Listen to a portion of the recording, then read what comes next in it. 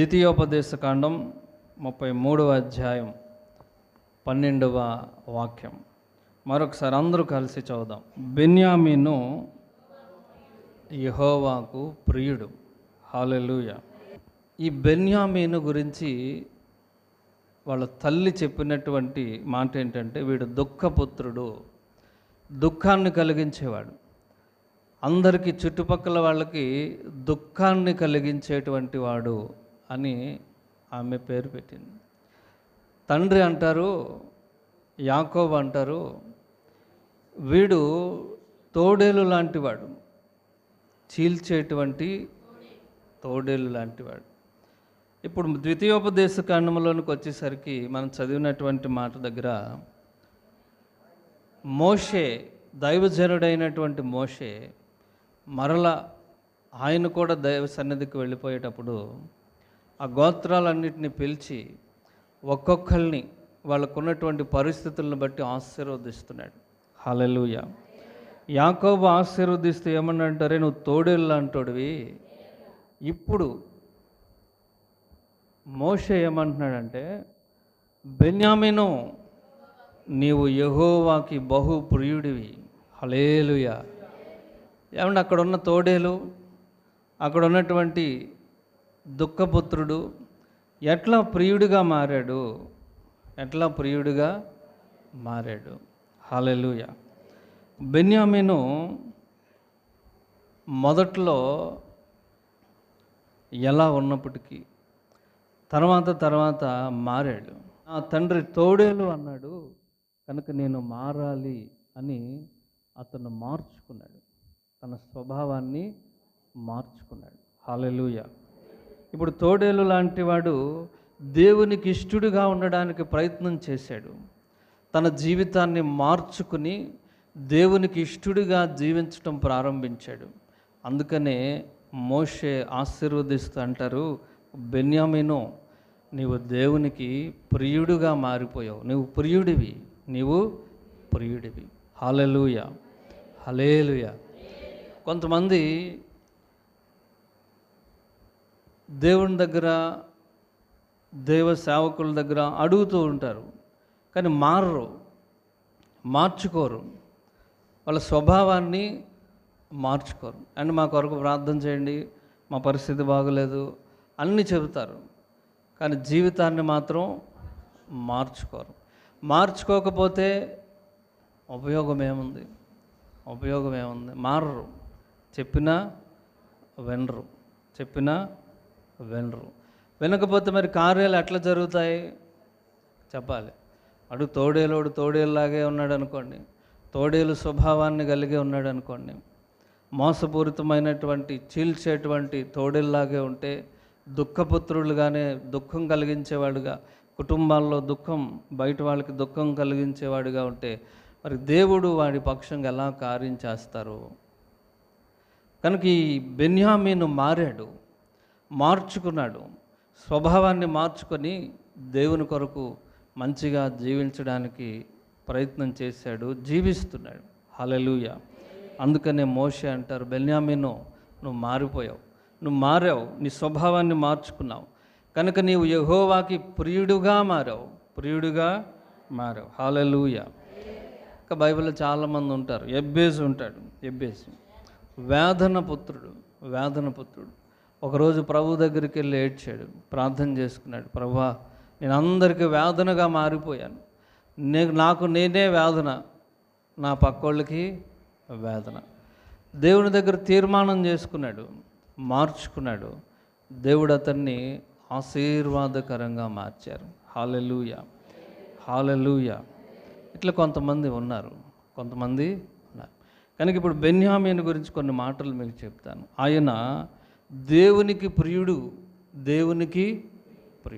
దేవునికి ప్రియుడుగా ఉంటే కలిగేటువంటి ఆశీర్వాదాలు ఒక 3-4 చెప్తాను ఈరోజు. హల్లెలూయా. దేవునికి మనం ప్రియులుగా జీవించాలి. దేవునికి ప్రియులు అంటే ఇష్టలుగా జీవించాలి. దేవునికి ఇష్టలుగా ఉంటే జరిగేటువంటి ఆశీర్వాదాలు. దేవునికి ప్రియులుగా ఉంటే దేవుడు చేసేటువంటి మంచి కార్యాలు ఒక 3 విషయాలు మీకు చెప్తాను. యెషయా గ్రంథం 43వ అధ్యాయం 4వ వచనాన్ని చదువుదాం. 43:4. నీవు నా దృష్టికి ప్రియుడవైనందున గనుడవైతివి. చాలు. నీవు నా దృష్టికి ప్రియుడవయ్యావు గనుక నేను నిన్ను ఘనపరుస్తాను. దేవుని దృష్టికి ప్రియులుగా జీవిస్తే, దేవుని దృష్టికి ఇష్టలుగా జీవిస్తే ఏం చేస్తారు? ఆయన నిన్ను గనుడుగా చేస్తారు. హల్లెలూయా. ప్రియులు కొంచెం లోపలికి వెళ్ళే దానికి ముందు కొన్ని నెగిటివ్ వచనాలు కూడా చదివిస్తాం మీకు.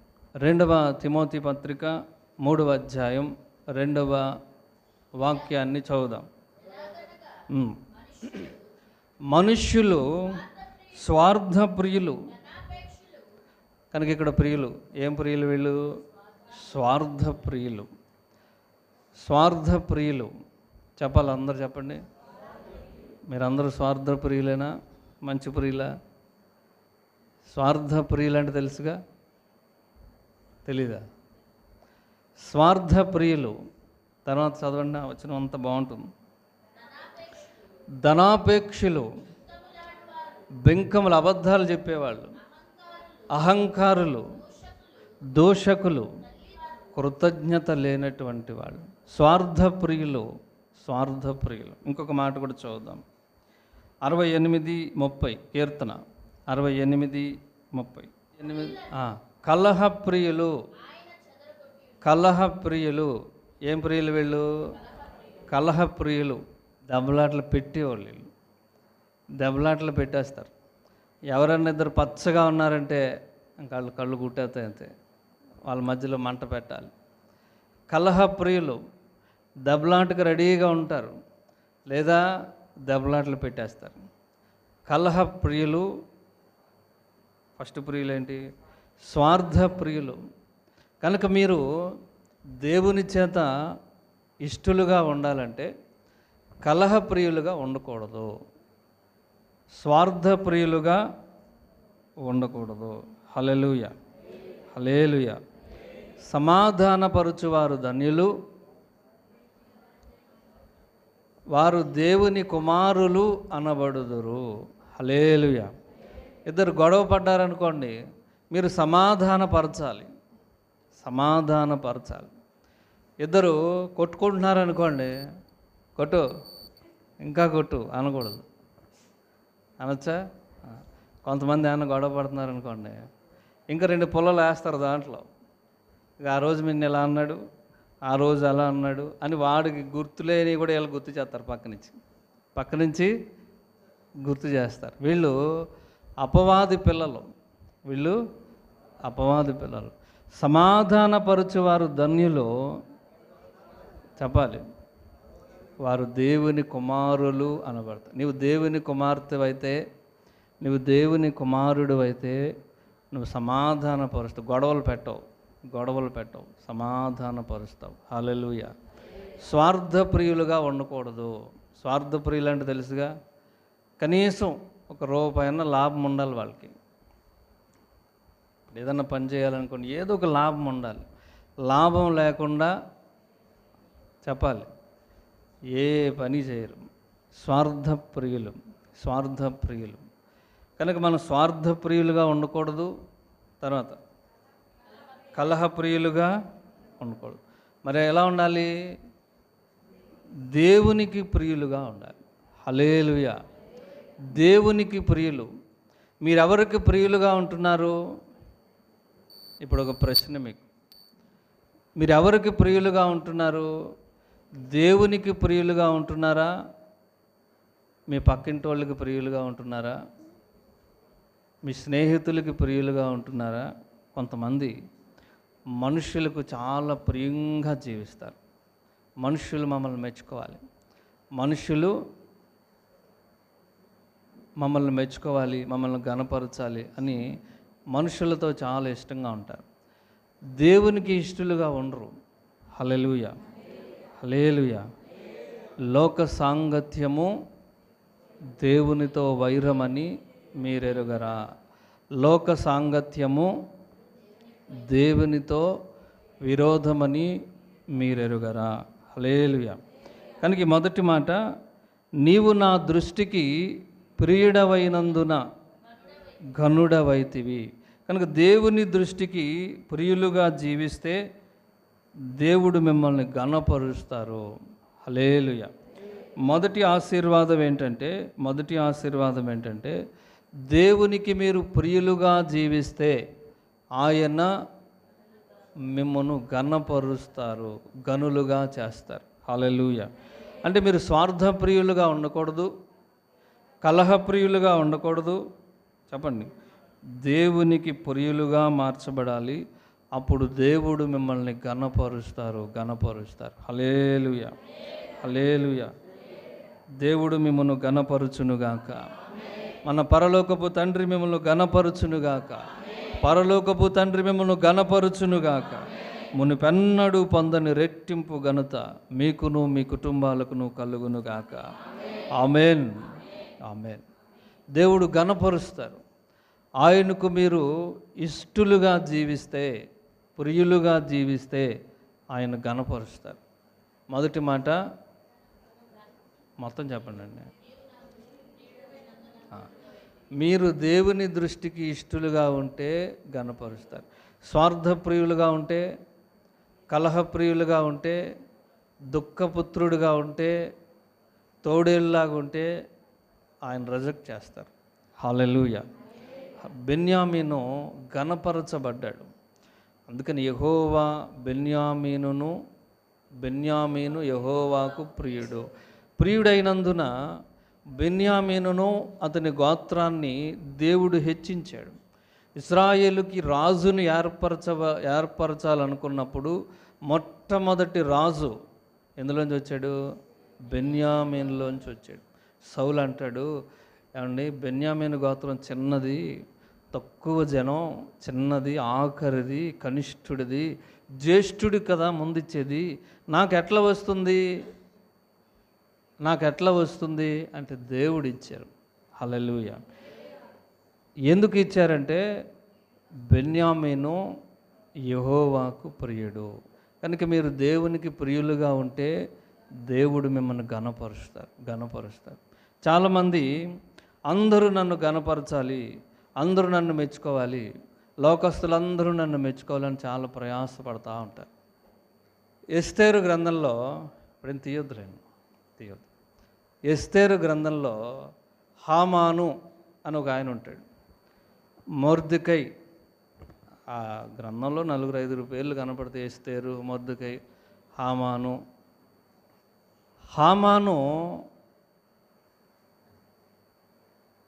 ఆ దేశంలో ఉన్నటువంటి ఎవరైనా రాజుగారి దగ్గర ఉన్నటువంటి ప్రధానమంత్రి. వీడి గొప్పలు ఎక్కువ. అందరూ నన్ను ఘనపరచాలి, అందరూ నాకు నమస్కారం పెట్టాలి, అందరూ నన్ను మెచ్చుకోవాలి, ఇదే గోల వీడికి. తన గొప్పలు చెప్పుకోవడంలోనే ఉంటాడు. ఇది హామాను ఆత్మ అంటారు. హామాను ఆత్మ ఉంటుంది కొంతమందికి. హామాను ఆత్మ. వీళ్ళు ఏం చేస్తారు? వాళ్ళ గొప్పలు వాళ్ళు చెప్పుకుంటారు, మీరు కూడా చెప్పాలి, లేకపోతే మీతో ఉండరు వాళ్ళు. అందరు వాళ్ళని పొగడాలి, అందరు వాళ్ళని ఘనపరచాలి. ఒకసారి రాజుగారు హామానుని పిలిచి, హామాను, నేను ఒకరిని ఘనపరచాలి అనుకుంటున్నాను, ఎట్లా ఘనపరిస్తే బాగుంటుందంటావు అని సలహా అడిగాడు. ఈడంటాడు, రాజుగారు ఘనపరచాలంటే నేను తప్ప ఎవడున్నాడు అసలు ఈ దేశంలో నాకంటే గనుడు వీడికీడు అనేసుకుంటాడు. రాజుగారు ఎవరిని ఘనపరచాలి, దాన్ని బట్టి చెబుతా అనాలిగా. అనలో అదవుతుందా మీకు? అడిగాడు అనుకో, నిన్నే ఆయన అంటాడు, మరి నన్ను ఘనపరచుకోవడానికి ఎక్కువ చెప్పేశాను అనుకో, బాగోదుగా. అందుకని అడగకుండా రాజుగారు ఘనపరచాలంటే ఈ విధంగా చేయాలి అని పెద్ద చిట్టి రాశాడు. ఎందుకని? నన్ను తప్ప ఎవరండి ఘనపరిచేది? ఈ దేశం మొత్తం మీద నాకంటే గనుడు ఇంకొకడు లేడు. అది వీడి ఫీలింగ్. అర్థమైందా మీకు? కనుక ఇదే ఆత్మ హామాన్ ఆత్మ, ఇదే సాతాన్ ఆత్మ, లూసిఫర్ ఆత్మ ఇదే. అందుకే దేవుడు ఒక్క తండ్రి అంటేను వచ్చి భూమి మీద పడ్డాడు. అప్పుడు కూడా ఏమనుకున్నాడు సాతాను? నాకంటే గొప్పవాడు ఎవడున్నాడు, నాకంటే బాగా పాటలు పాడేవాడు ఎవడున్నాడు. సాతాను ఏం చేసేవాడు? పాటలు పాడేవాడు అండి, సింగరు, మంచి సింగరు. ఎవరు చెప్పండి అండి? సాతాను మంచి సింగరు, మంచి ఆరాధన చేసేవాడు. కాలుచున్న రాళ్ల మీద నడుస్తూ సంచరిస్తూ ఉండేటువంటి వాడు, ప్రథమ దూత, మహాకెరువు. అతని దగ్గరికి రావడానికే మామూలు దూతలకి అంత అవకాశం లేదు. దేవుడు అంత స్థానం ఇస్తేను అతను బాగా గర్వించాడు, గొప్పలు ఎక్కువైపోయినాయి. ఆయన వాడే గణపరుచుకుంటాం మొదలుపెట్టాడు. అందుకే దేవుడు ఏం చేశారు? ఒక తనతను కింద పడ్డాడు. అది సంగతి. హల్లెలూయా. ఇది సాతానుగాడి ఆత్మ, ఇది హామానుగాడి ఆత్మ. కొంతమందికి హామాన్ ఆత్మ ఉంటుంది. అందుకని ఏం చేశాడు? మొద్దుకైన ఒకడు ఉన్నాడు, వాడు నమస్కారం అని వెళ్ళిపోతున్నాడు.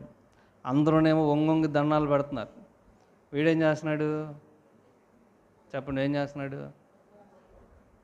హామాన్ కనపడడం, హామాన్ గారు నమస్కారం అని వెళ్ళిపోతున్నాడు. వీడు పెద్ద స్టైల్గా నమస్కారం పెడతాడు అని వీడి మీద దృష్టి పెట్టాడు. పెట్టి ఒకరోజు చాలా బాధపడిపోతున్నాడు. ఇంట్లో పార్టీ చేశాడు. వాళ్ళ బంధువులు, వాళ్ళ భార్య, వాళ్ళందరూ పార్టీ జరుగుతూ ఉంటేను ఒకడు నన్ను బాగా హింసిస్తున్నాడు, వాడిని చంపేయాలి, ఒక సలహా చెప్పండి అని అడిగాడు వాళ్ళని. వాళ్ళు అన్నారు, మరి ఎందుకు వచ్చిందిరా నీకు? వాడేమో గేట్ మ్యాను, ఎవరతను? వాచ్మెన్. వాడేమో గేటు దగ్గర ఏదో చిన్న ఉద్యోగం చెప్పి వాడి మీద నీ గోలేంటి? నువ్వేమో ప్రధానమంత్రివి అంటే వాడు అంటాడు, అదేనండి బాబు, నేను ప్రధానమంత్రిని అయి ఉండి వాడిని ఏమీ చేయలేకపోతున్నాను, అదే నా బాధ. అప్పుడు వాళ్ళ ఆవిడ ఒక మంచి మాట చెప్పింది. వాళ్ళ ఆవిడ చెప్పిందా? ఆవిడ పేరేంటి? జెరుషు.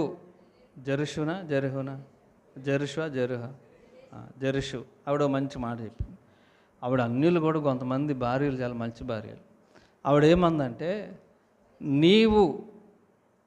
నీవు ఎవరితోనైతే గొడవ పడాలనుకుంటున్నావో, ఎవరినైతే తొక్కేయాలనుకుంటున్నావో, లేపేయిద్దాం అనుకుంటున్నావో, వాడు గనక దేవుని బిడ్డ అయితే, దేవుని ప్రజలకు సంబంధించిన వాడు అయితే, వాని మీద నీకు జయము కలగదు అని చెప్పింది. హల్లెలూయా. ఎన్నో వచనం అది? 6:13. ఎస్తేరు 6:13. చూసారు ఎంత మంచి లేడీయో? కొంతమంది లేడీస్ ఉంటారు, యెజబెల్ లాంటి వాళ్ళు ఉన్నా కానీ, యెజబెల్ అంటే ఏం చెప్పేది? యెజబెల్ మామూలు యెజబెల్ కాదు ఇది. సేమ్ మన కంకరట్ అయిపోయాడు, మామూలు లేడీ కాదు ఇవిడి. అలా ఆయన వచ్చి ఇట్లాగా నీరసంగా పడుకున్నాడు. రాజుగారు భోజనానికి రండి అంటే, ఇవాళ నాకు ఆకలి వేయట్లేదు అన్నాడు. ఏమైంది? పొలం అమ్మమన్నాను ఒకడిని, ఆ ద్రాక్ష తోట చాలా బాగుంది, నాకు కావాలని అడిగాను, వాడేమో అమ్మనన్నాడు, పిత్రార్జితం మా నాన్న ఇచ్చాడు, మా తాత ఇచ్చాడు అంటున్నాడు, వాడికి 25 సెంట్లకి 2 ఎకరాలు ఇస్తానన్నా సరే ఆడు ఇవ్వను అంటున్నాడు, నాకు చాలా బాధగా ఉంది అన్నాడు. అప్పుడు ఈ భార్య ఏం చెప్పాలి? చెప్పరండి. ఆ తోట మనకెందుకు, మనకి బోళ్ళు ఉన్నాయి కదా, మనకెందుకు అవన్నీ అనాలా? అసలు నువ్వు రాజువేనా? అసలు నీకు బుర్ర ఉందా? చూసారా, మామూలు లేడీ కాదు. అసలు నీకు బుర్ర ఉందా? చిచ్చి, నువ్వు వేస్ట్, రేపు నేను చేస్తాగా, నీకెందుకు, దా భోంచెయ్యి, రేపు నేను చూస్తాడు సంగతి అని వాడిని లేపిచ్చేసింది. 4 మనుషులను పెట్టి చంపించేసి. చూసారా, మామూలుది కాదు. యెజబెల్ అంటే ఆవిడే. హల్లెలూయా. ఈవిడ మాత్రం మంచి ఆవిడ. ఏం చెప్పింది? ఇది ఎందుకు వచ్చింది నీకు లేనిపోయిన గొడవలో ప్రశాంతంగా ఉండేదానికి? ఏదో చిన్న నమస్కారం, ఆడి నమస్కారం నీకెందుకు? నీవు ఎవరినైతే విరోధిగా భావిస్తున్నావో, ఎవరి జోలికి వెళ్ళాలనుకుంటున్నావో, చదవండి అన్నమాట. ఎవని చేత నీకు అధికార నష్టము కలుగుచున్నదో ఆ మొర్దెకై దేవుని సంబంధించిన వాడైతే గనుక అతని మీద నీకు జయము కలగదు. హల్లెలూయా. అప్పుడు వెంటనే వచ్చిన వాళ్ళందరూ మా మాట విను, మేము చాలామందిని చూసాం, వాళ్ళ జోలికి వెళ్ళక, ప్రభువుని నమ్ముకున్న వాళ్ళ జోలికి వెళ్ళొద్దు. హల్లెలూయా. నీవు గనక దేవునికి ప్రియుడుగా ఉంటే, దేవునికి నువ్వు ప్రియమైన వ్యక్తిగా, నీ జోలికి ఎవడు రాడు. వచ్చాడో అయిపోతాడు. అర్థమైందా మీకు? ఎప్పుడు నీవు ప్రియుడిగా ఉంటే, నీవు ప్రియుడిగా లేకపోతే నీకు అన్ని సమస్యలే. నీ ఉద్యోగంలో చాలా సమస్యలు ఉన్నాయా? సమస్యలతో సతమతం అయిపోతున్నావా? ఏం చేయాలి?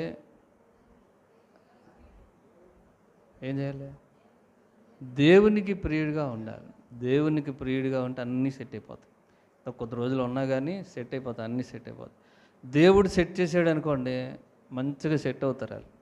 మనం సెట్ చేస్తే మాట వినరుగా వాళ్ళు, వింటారా? వినరు. హల్లెలూయా. మొర్దెకై,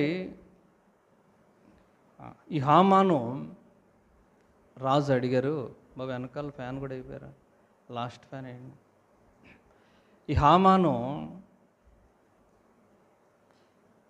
సాతాను ఆత్మ కలిగిన వాడు, తను తాను గనపరుచుకుంటా. రాజుగారు అడగగానే, నన్ను తప్ప ఎవరిని రాజుగారు గనపరుస్తారు అనుకొని, రాజుగారు మీరు గనక గనపరచాలంటే మామూలుగా ఉండకూడదు, మామూలుగా పెద్ద చీటీ రాశాడు. ఏంటది? రాజవస్త్రం వేసుకోవాలి, రాజకిరీటం. మామూలుగా అయితే ఇవన్నీ చెప్పేవాడు కాదు, వీడికి అనుకుని చెప్పేశాడు. రాజకిరీటం పెట్టాలి, వాడికి సన్మానం చేయాలి. రాజుగారి రథం, రాజుగారికి 4-5 రథాలు ఉంటాయి, ఒక ప్రధానమైనటువంటి రథం ఉంటుంది, అందులో ఎక్కించాలి. మన దేశం అంతా, మన ఊరంతా తిప్పాలి, రాజు వీధుల్లో తిప్పాలి. కొంతమంది ఆ రథానికి ముందు వెళ్ళిపోయి అవన్నీ పాడాలి అని గణపరచాలి. ఇతనంత మామూలోడు కాదు అని పొగడాలి. ఇవన్నీ చెప్పాడు. దారంతా పూలు చల్లాలి, పూలదండలు వేయాలి, ఆయన పువ్వుల మీద నడిపించాలి. దేశమంతా ఈ విషయం వెళ్ళిపోవాలి. చెబితే రాజుగారు అన్నారు, సరే చెప్పి బాగుంది, నువ్వు చెప్పింది చాలా బాగుంది, నీవు చెప్పిన ప్రకారం ఒక్కటి కూడా తగ్గకుండా ఆ మొర్దెకైకి చెయ్యి అన్నాడు. ఆ మొర్దెకైకి అలాగే చేయి, ఒకటి కూడా తగ్గించుకో చేయమన్నాడు. గుండె ఆగిపోయినంత పని అయింది. అర్థమైందా మీకు? మొత్తం మీద ఆ రోజు గణపరిచాడు. ఒకరోజు మొర్దెకై రాజు సింహాసనం మీద, ఒకరోజు ముఖ్యమంత్రిలాగా మహాఘనత, ఊరంతా దేశమంతా మహాగణుడుగా, అబ్బో మొర్దెకై మహారాజు అయిపోయాడు అన్నంత ఘనత చెందాడు. మరి తెల్లారి మళ్ళీ గేటు దగ్గర కూర్చున్నాడు. అర్థమైంది మీకు? ఇది పాయింట్. నేను చెప్పాలనుకున్న పాయింట్ ఏంటంటే, ఒకరోజేమో మహాఘనత, రాజుగారి సింహాసనం, రాజుగారి గుర్రం, రాజుగారి రథం, పూల దండలు, పువ్వుల మీద నడవటం, రాజుగారి వస్త్రం మామూలుగా లేదు. మహాఘనత. తెల్లారి చెప్పాలి, ఒకరోజేగా గణపరిచింది. మరి రెండో రోజు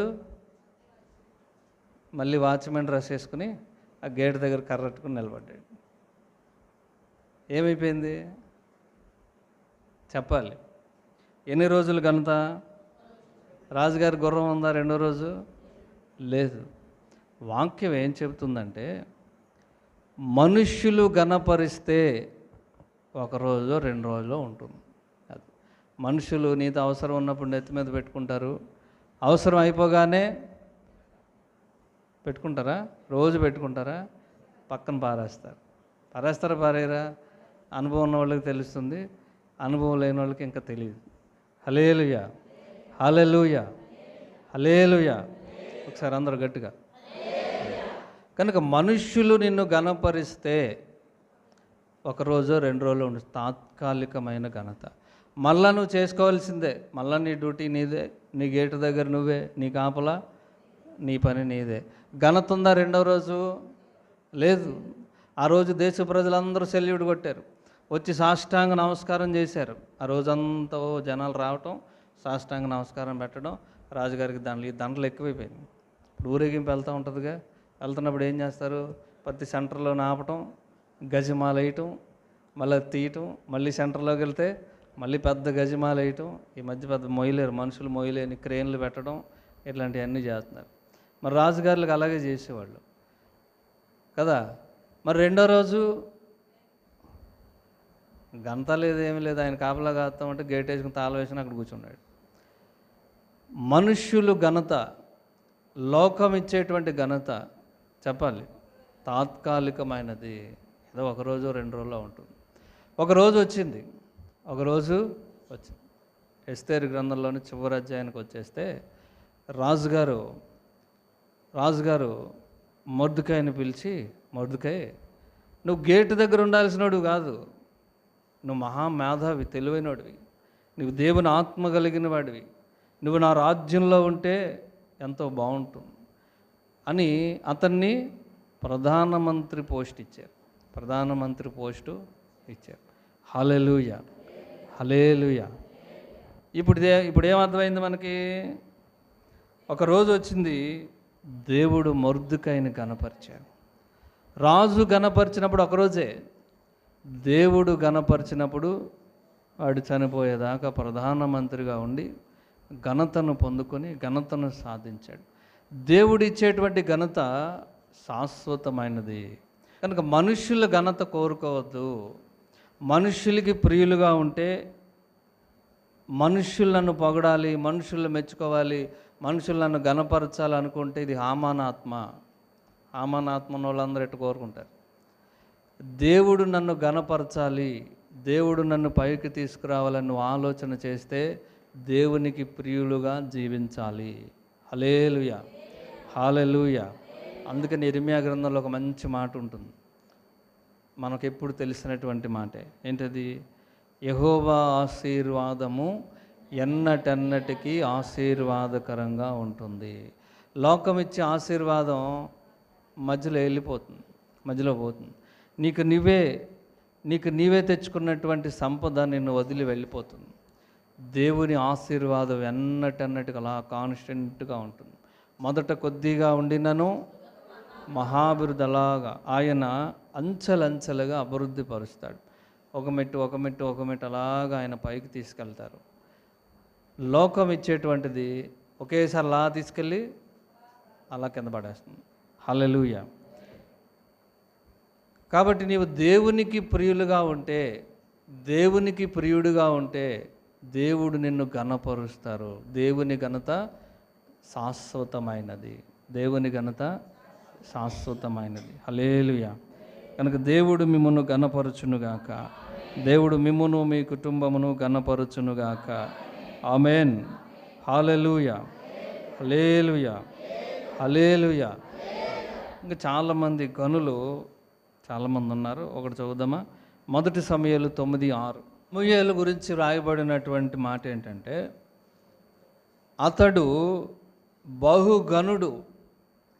మా దేశంలో ఒక దైవజనుడు ఉన్నాడు, అతడు బహుగనుడు. అధ్యాయం మొదట్లో ఏముంటుందంటే, అతను యెహోవాకు ప్రియుడు, యెహోవాకి ప్రియముగా జీవించాడు.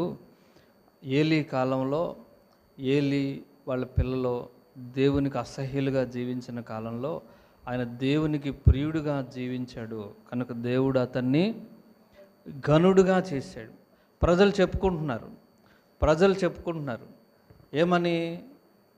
ఆ ప్రాంతానికి వెళ్ళి ఒక వ్యక్తి, ఇక్కడ ఎవరైనా ప్రార్థన చేసేవాళ్ళు ఉన్నారా? ఇక్కడ ఎవరైనా ప్రార్థన చేసేవాళ్ళు ఉన్నారంటే అక్కడ వాళ్ళు అంటున్నారు, ఉన్నారు. మా దగ్గర ఒక ఆయన ఉన్నాడు, ఒక దైవజనుడు, ఆయన బహుగనుడు. హల్లెలూయా, హల్లెలూయా. యెషయా గ్రంథం 52:13. యెషయా గ్రంథం 52:13.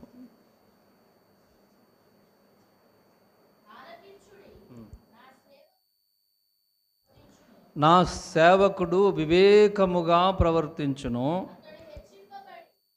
అతడు హెచ్చింపబడి ప్రసిద్ధుడై మహాగణుడుగా ఎంచబడును. హల్లెలూయా. దేవుని నమ్మినటువంటి ప్రజలు, దేవుని ప్రజలు వివేకముగా ప్రవర్తించాలి. అది నువ్వు గనుడు అవ్వాలంటే ఏం చేయాలి? దేవునికి ఇష్టలుగా ఉండాలి. దేవునికి ఇష్టలుగా ఉండాలంటే వివేకం ఉండాలి. వివేకం అంటే ఏం చెయ్యాలి, ఏం చేయకూడదు, ఏం చెయ్యాలి, ఏం చేయకూడదు, అది తెలుసుకోవాలి. దేవునికి ఏ విధంగా ఉంటే మనం ఇష్టలుగా ఉంటాం, మనం చేసేటువంటి ఏ పనులు దేవునికి నచ్చవు అనేది మనం తెలుసుకోవాలి. కొంతమంది ఉండాలి. దేవుని ప్రజలకు ఏముండాలి? ఇంకొక మాట చదవద్దులేండి, యెషయా గ్రంథంలో ఉంటుంది, నా ప్రజలు వివేకము లేక నశించిపోతున్నారు, రోగగ్రస్తులు అయిపోతున్నారు, శాపాల పాలైపోతున్నారు నా పిల్లలు. ఎందుకు అంటే వివేకము లేక ఎలా ప్రవర్తించాలో, ఏ విధంగా ఉండాలో వాళ్ళకి తెలుసు కానీ చేయరు. తెలుసు కానీ చేయరు. నా సేవకులు, నా వాళ్ళు, నా పిల్లలు వివేకముగా ప్రవర్తించును, అతడు హెచ్చింపబడి ప్రసిద్ధుడై గనుడుగా మహాగణుడుగా ఎంచబడును. హల్లెలూయా. మీరు గణపరచబడాలి. దేవుని పిల్లలు గణపరచబడాలి. దేవునికి ఇష్టమైనవి ఏంటంటే, దేవునికి ఇష్టమైందంటే మీరు తెచ్చేవాళ్ళు కదా. అండ్ మన దేవుడికి పలానా ఇష్టం అని చెప్పాను అనుకోండి, మీకు ఏం చేస్తారు? మీరు తెస్తారుగా. దేవునికి ఇష్టమైనవి తెచ్చి దేవునికి ఇష్టలుగా మారిపోవచ్చు. అయితే దేవుడు ఏమంటారంటే, బలులు అర్పణలు నేను కోరుకోవట్లేదు. అర్థమైందా మీకు? దేవుడు అనేవాడు దేవుడు తిండి కోరుకుంటాడా? రక్తాన్ని కోరుకుంటాడా? మాంసాన్ని కోరుకుంటాడా? అక్కడ బైబిల్లో చాలా చక్కగా ఉంటుంది. నేను బలులు అర్పణలు కోరుకునే దేవుడిని కాదు, మేకల్ని పొట్టేళ్ళని కోరుకునేవాడిని కాదు. ఈ లోకంలో ఉన్నటువంటివన్నీ నావే కదా. ఆయన తింటాడా ఇవన్నీ? నాకు ఆకలేస్తుందా?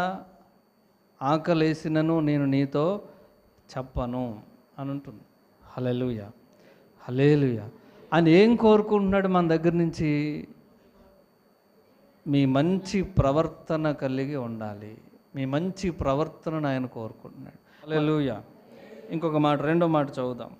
దానియేలు గ్రంథం 9వ అధ్యాయం 23 రెండవ మాట. దానియేలు ప్రార్థన చేద్దామని మోకరించి ప్రార్థన స్టార్ట్ చేశాడు.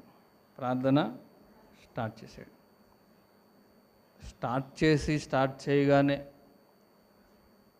అప్పుడే మొదలెట్టాడు, 4 మాటలు పలికాడు.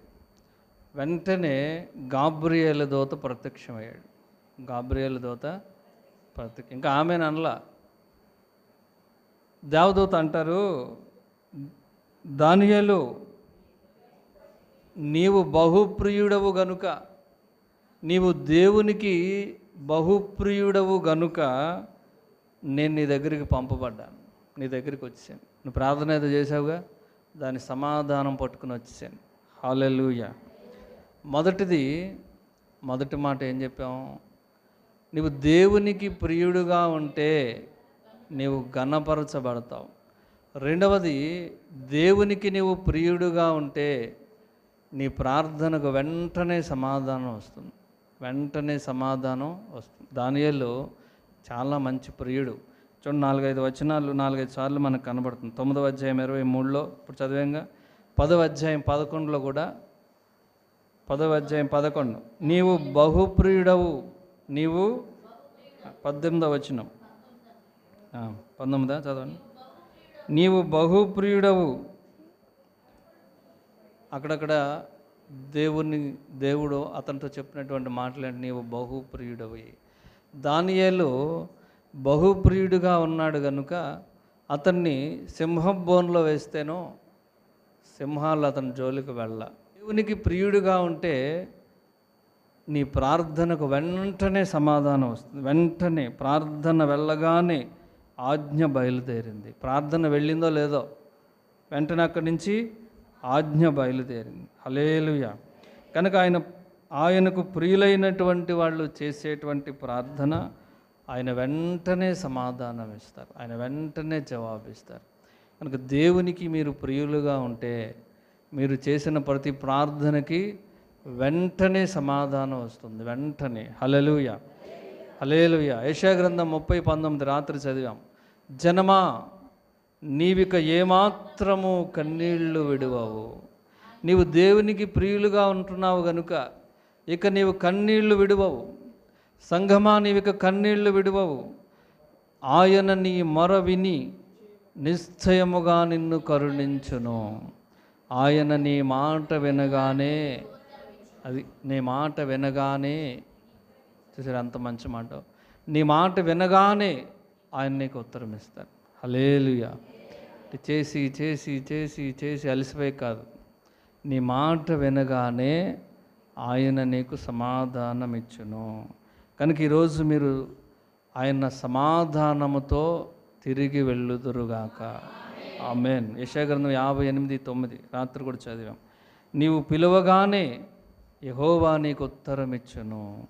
నీవు పిలవగానే యెహోవా నీకు ఉత్తరం ఇచ్చును. చదవండి. ఆయన నేను ఉన్నాను, నేను ఉన్నాను. దేవునికి మీరు ప్రార్థన చేశారనుకోండి, నేను ఉన్నాను అని సమాధానం ఇచ్చే దేవుడు యెహోవా. కనుక ఈరోజు మీరు దేవునికి ప్రియులుగా ఉండాలి. ఒకవేళ ఉండకపోతే మారాలి. బెన్యామీను ఒకప్పుడు దుఃఖపుత్రుడు, ఒకప్పుడు తోడేలులాగా జీవించాడు, అందరినీ హానికరంగా ఉండేవాడు. చేల్చబడే తోడేలురా నువ్వు అని యాకోబు అన్నాడు. నీ ప్రవర్తన ఏం బాగలేదు, నీ ప్రవర్తన అస్సలు బాగలేదు, నువ్వు తోడేల్లాగా ఉన్నావు, ఎవరిని పడితే వాడి జోలికి వెళ్తావు, చేల్చబడే తోడేల్లాగా ఉన్నావు అన్నాడు. కానీ ఒక కాలం వచ్చిన మారాడు, మార్చుకున్నాడు. ఇప్పుడు దేవుడు అంటారు, నీవు నాకు బహు ప్రియుడువు గనుక నేను నిన్ను ఘనపరుస్తాను. అందుకని మొదటి రాజు బెన్యామీను గోత్రంలోంచి వచ్చాడు. హల్లెలూయా, హల్లెలూయా, హల్లెలూయా. కాబట్టి మనం దేవునికి ప్రియులుగా ఉండాలి, దేవునికి ప్రియులుగా ఉండాలి. విమోచించబడిన వారు దేవుని ప్రియులు, దేవుని ప్రియులు. కీర్తనల గ్రంథం 60వ అధ్యాయం 5వ మాట. అసలు దేవుని ప్రియులు ఎవరు అంటే ఇక్కడ ఏం చెప్తారంటే విమోచించబడిన వారు దేవుని ప్రియులు. హల్లెలూయా. మొదటిది ఏంటంటే దేవుని ప్రియులుగా ఉండాలంటే మీరు విమోచించబడాలి. విమోచించబడ్డం అంటే మారు మనస్సు పొందాలి, బాప్తిసం పొందాలి, పరిశుద్ధాత్మను పొంది పరిశుద్ధముగా జీవించడమే. విమోచించబడిన వారి తలల మీద నిత్యానందం ఉండును. విమోచించబడిన వారు దేవుని ప్రియులు.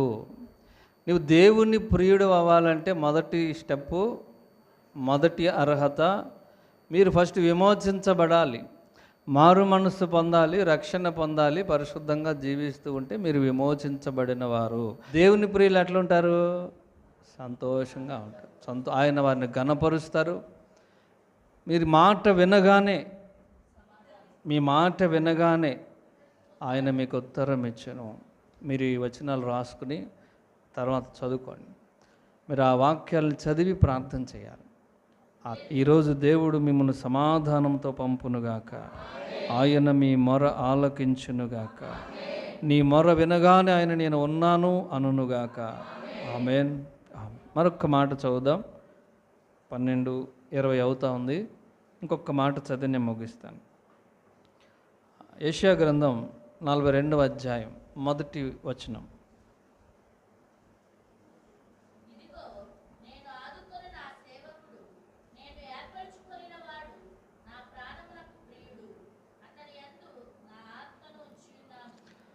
దేవునికి ప్రియుడుగా ఉంటే అతని యందు నా ఆత్మను ఉంచెదను.